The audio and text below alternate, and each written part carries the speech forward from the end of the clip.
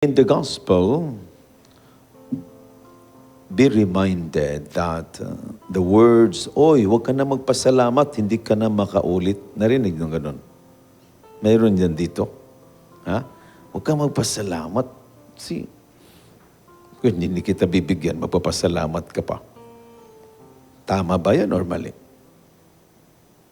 Nandyan ba kayo? Ha?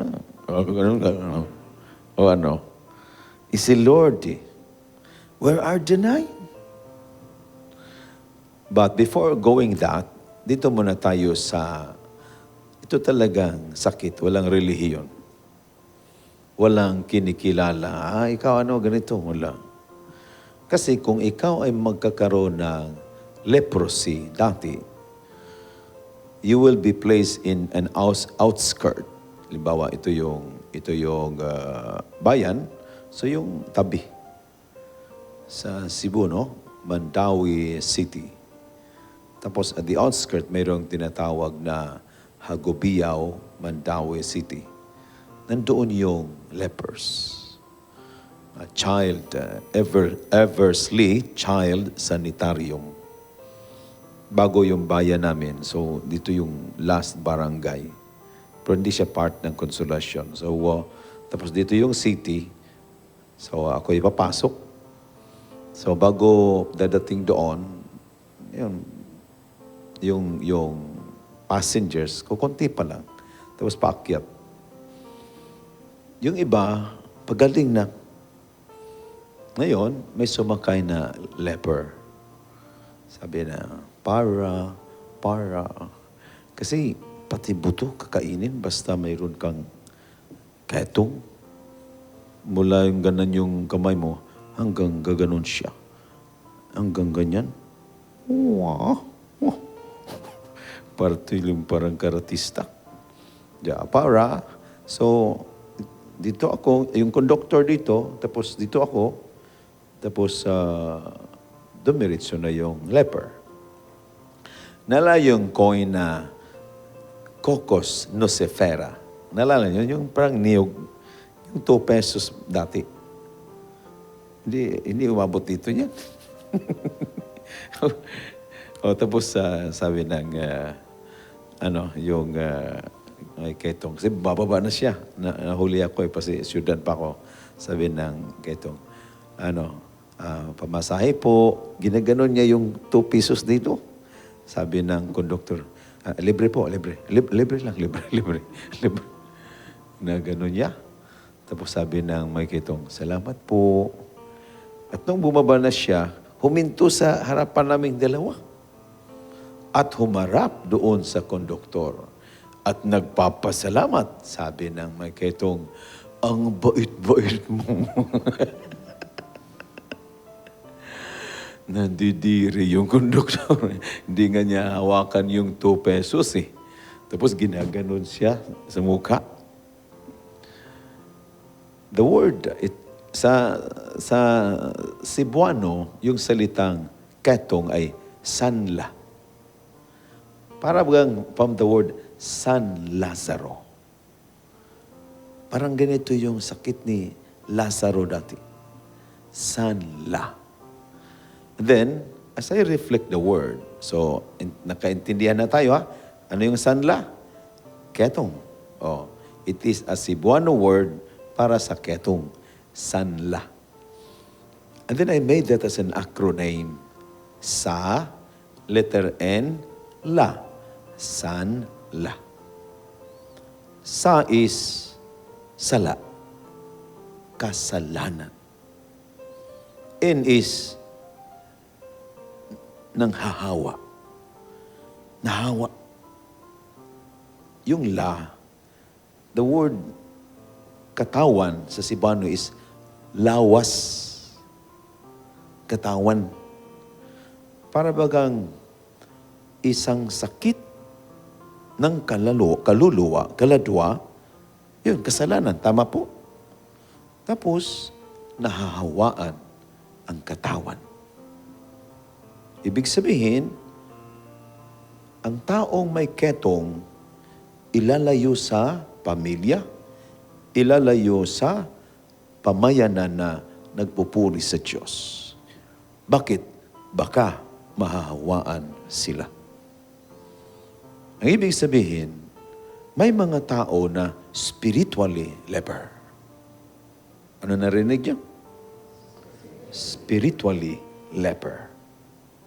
Mga tao ito na nagpasya na parating wala sa pamilya.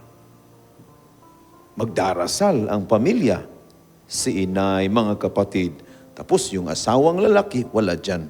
Nandun sa sabungan, sa mayroon, sa wala, sa mayroon. Yun, susugal, madyong ngunit yung pamilya nagdarasal. Ngunit yung pamilya nagsisimba, parating wala. Sabi ni Lord, sige, totohanin na nga atin ito. So dahil ikaw ay nagpasya na parating wala ka sa simbahan, parating wala ka sa pamilya, yun, from the soul, gradually, it goes out to the body. The word sanla is not really a sickness. Para siyang, it's a description of a sickness. So parang sa Cebuano, sala, nilamay, nitakod sa lawas. Sa Tagalog, kasalanan na kung saan ito'y nangahawa sa katawan. Do you follow? Oo. So anong klaseng sakit na kung saan nahawaan ang katawan dahil sa sakit ng kaluluwa? Depende anong lumabas. It could be really a leprosy na kung saan ikaw ay ilalayo. Sa pamilya, ilalayo. That is why itong 10, there are 2 groups. Number 1, Samaritan. Ilan? Isa lang. At siyam ang Jews. Tama? Tingnan nyo. Sa hospital, may reliyon o wala? Wala. Nagkakaisa. Nandyan yung Sabadista, nandyan yung Katoliko, nandyan yung Baptist, nandito. Bakit sa hospital, nagkakaisa? Sa simbahan, hindi. Napansin nyo? Na dapat sa simbahan, nagkakaisa tayo. Isang Diyos Kasi malusog, iba-ibang prinsipyo. Ito yung pininiwalaan ko. Ito yung interpretation ko dyan ganito yan Pero kung may sakit na tayo, nagkakaisa. Di naman sinabi dito na sino kaya itong sumigaw? Lord, pagalingin mo kaming siyam. Ito, huwag. Or sumigaw tong Samaritana, Lord, pagalingon mo ko yung siyam, huwag. Hindi. They become thoughtful with each other. Tama po? In sickness, they were united. Diba, no? Anong conclusion natin? Sabihin natin, sana magkasakit na lang tayo lahat para magkakaisa. Di. Yung utak yung nagkakasakit ng pride. Gusto, ako, yung pinaniwalaan ko, yung prinsipyo ko, yun ang susundin. Di nakikiisay. We call this spiritually immature. Maraming beses dyan sa Ebanghelyo Yun, si James and John, Lord, kung nandun ka na sa iyong kaharian, ako kanan, Lord. Itong kapatid ko, Lord, kaliwa. Selfish, no? Bakit selfish? Anong dahilan? Bakit selfish? Yung 10, saan nilagay? Tama?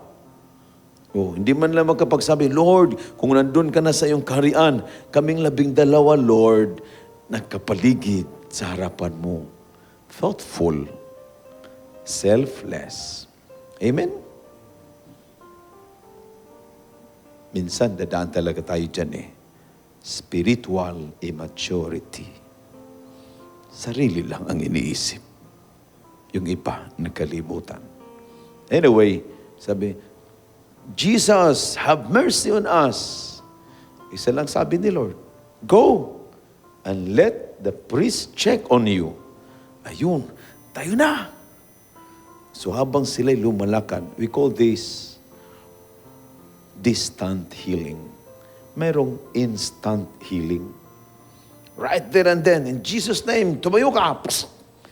Ayan, grabe talagang anointed yung mga salita. Parang divine providence na pagsabi, tumayo ka. Tapos tumayo. Pero yung distant healing, pagsabi, tumayo ka, hindi tumayo. Ngunit, nung siya ay umuwi na, doon nagkatayo. Nakuha nyo? The process. Yun nangyari sa kanila. Habang naglalakad sila, kasi in-apply nila ang sinabi ni Lord. Nakuha nyo? Nandun yung healing eh. It is not really the word, but the obedience to the word. Go and let the priest check on you. Yun lang naman eh. Wala namang, sige, lumayas ka, demonyo, nagdudulot ng ketong. Hindi. The obedience of the word. They obeyed Jesus. As they went through, ayun, the healing comes. Yun. Sana maging stricto tayo sa pagtupad sa salita ng Diyos. Kung sabi nila, huwag magsalita ng bulang, huwag talaga. Daming mga tao nagsasalita pa rin eh. Amen? Ang cute niyo mag-smile. Kahapon pa ito, no? Parang demure. Be strict as far as the Word of God is concerned. Hindi yung, siguro okay si Lord nito, kahit pakunti-kunti lang naman ito eh. Wag. Now, as they move forward, naramdaman ng Samaritan, hindi siya pwedeng pupunta sa pari. Meaning, wala siyang magagawa. Dapat babalik. Kasi, ano nangyari? Have you heard that Samaritan and Jews, they have quarrel. They quarrel. Si God dito sa Samaria eh. Dito siya the well of Jacob. Hindi, doon sa Jerusalem, inaaway sila. So magkalaban sila. So bumalik siya. And then he thanked the Lord.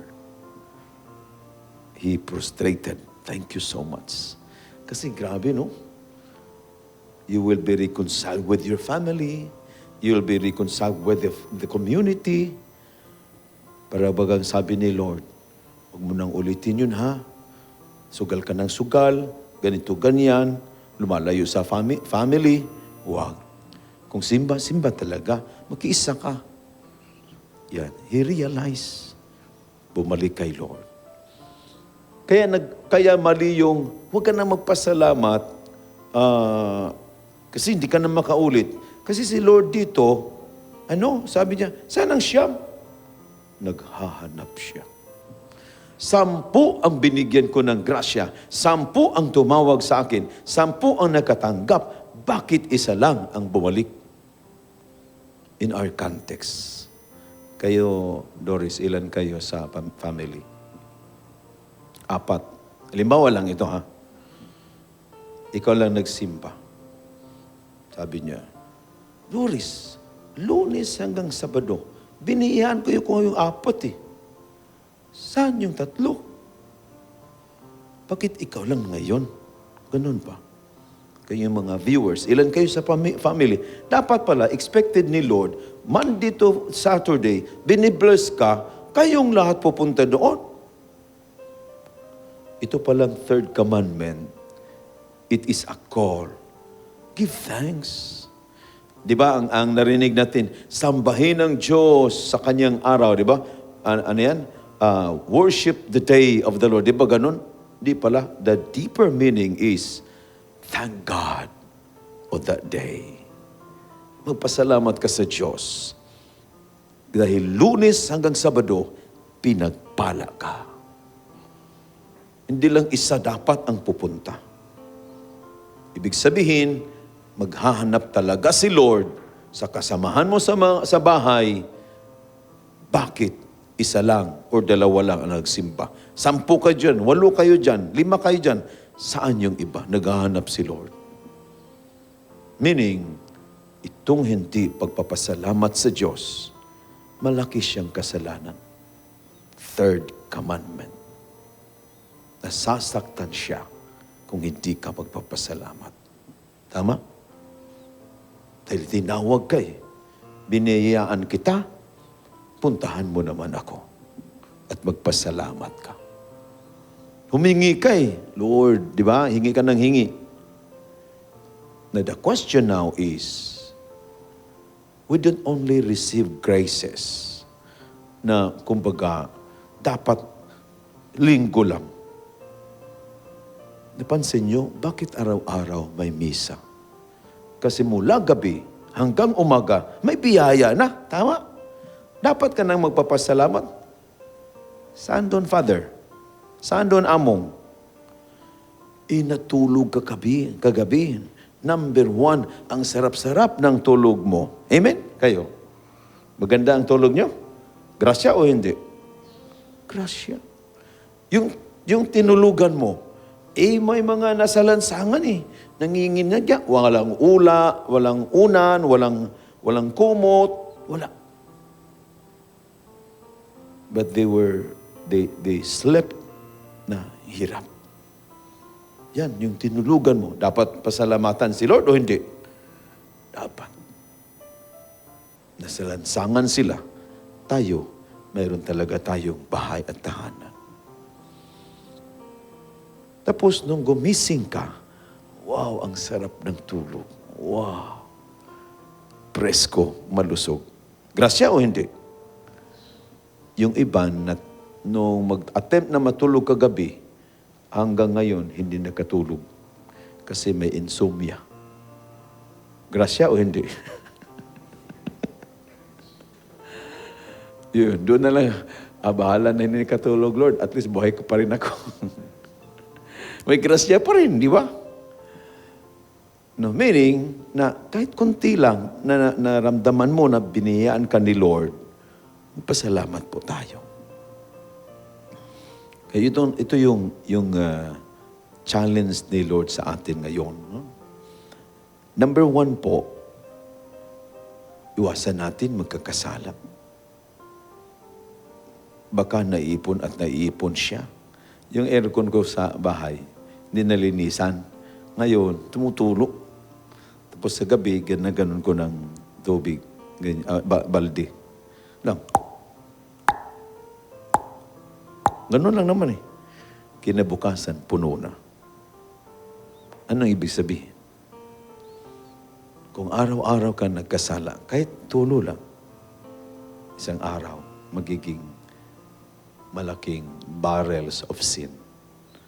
At yung mangyari, yun, magiging corrupted ang iyong kidney, may nangyari sa liver, may colon cancer, ganyan. Naiipon na kasalanan. Bawat pagsisimba pala, mayroong kasalanan na papatawad. Bawat pagsisimba pala, tayo ay nag-aalay ng ating sarili upang tanggapin ni Lord at babasbasan muli. At pangalawang punto po, ay parati tayo makiisa. Hindi dahil may pangangailangan, ngunit dahil tayo ay nagmamahal sa Diyos. At dahil ang Diyos nasa puso mo, mamahalin kita sa pilitan. Kahit mayroon kang pangit na ugali, mamahalin kita sa pilitan. Makikipag-isa ako sa iyo. Kaya mayroon akong na-compose na dasal. Isang dasal na ikaw ay hindi na marunong magalit. Isang dasal na yung puso mo magiging mapagmahal kahit sino kaya niyang mamahalin. Gusto niyo? Kumibo naman kayo dyan para marinig lang. This soul, this prayer has been born from the consistent praying the Holy Rosary every day. Kaya pag magdasal ng Rosary, This is based in the Gospel of Luke, chapter 6, 27 to 28. Sabi doon, love your enemies. How, Lord? If somebody will hate you, do good. If somebody will curse you, bless that person.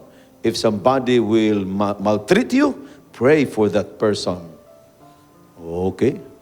So, nung nalaman ko yun, then the prayer goes like this. Father, I pray for those people who have thought evil against me. For those people who have uttered evil against me. For those people who have done evil against me. Forgive them. Have mercy on them. In Jesus' name. It's just a 14 seconds prayer, but it gives you a lot. Kaya hindi ko na maalala kailan ang huli kong galit nangyari. Wala na. Parati itong mapayapa, masaya, araw-araw. Paano ko magalit na bago ka magsalita ng pangit sa akin, pinagdasal na kita. So nagdarasal ko sa iyo. Tapos dito yung pangit na sinabi mo, si Father, ano yan, bla bla bla bla. Ganyan. Sinalubong yan. Pinagdasal kita eh. Nakuha nyo? Magagalit ka lang if you are defenseless. Wala kang defense.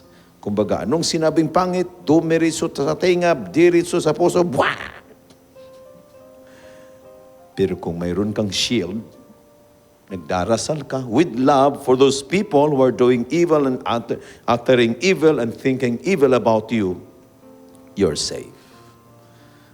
In response to that text in the Gospel of Luke, pray for those people who maltreated you. So this is our learning out of this gospel. No? Keep away from sin, and then continue to be united with others, and finally, give thanks to God.